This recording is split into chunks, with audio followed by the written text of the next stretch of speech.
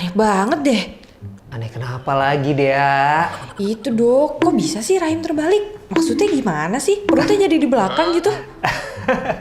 Ya bisa lah. Yuk kita bahas.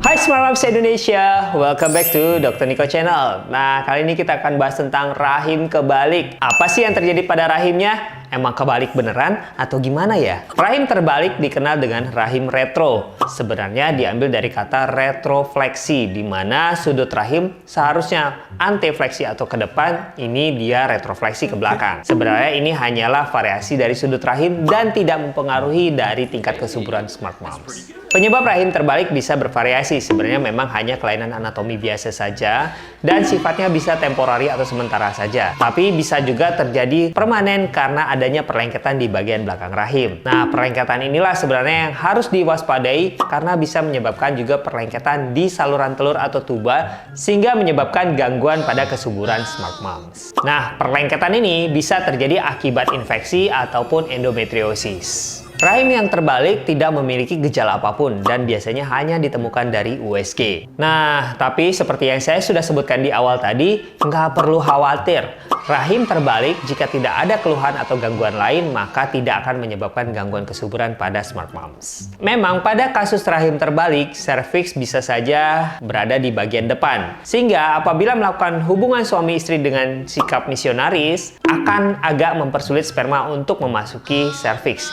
Tetapi tidak perlu khawatir, bisa saja dibalik dengan berhubungan menggunakan cara doggy style. Tetapi sebenarnya hal ini tidak terlalu berpengaruh apabila tidak ada kelainan lain dari organ reproduksi wanita maupun sperma dari suami. Bahkan berhubungan dengan berdiri pun bisa saja hamil loh. Yang perlu diperhatikan untuk Smart Moms yang mau promil dengan kasus rahim terbalik adalah harus dilakukan pemantauan oleh dokter kandungan yang memang bergerak di bidang infertilitas untuk memantau perkembangan sel telur dan dinding dalam rahim. Apabila sudah sesuai, maka dilakukan trigger atau pematangan sel telur sehingga akan pecah dalam 36-40 jam kemudian. Atau dengan kata lain, terjadilah ovulasi. Sehingga setelah terjadi ovulasi, maka sel telur sudah siap untuk dibuahi oleh sperma.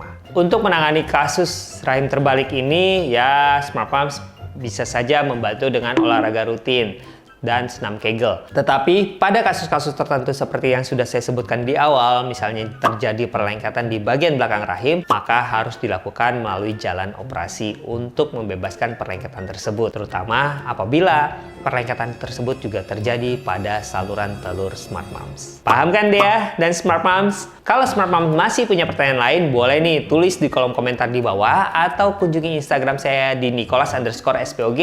Dan ingat-ingat ya untuk like, subscribe, dan share video ini supaya saya tetap bisa menjawab pertanyaan Smart Moms se-Indonesia.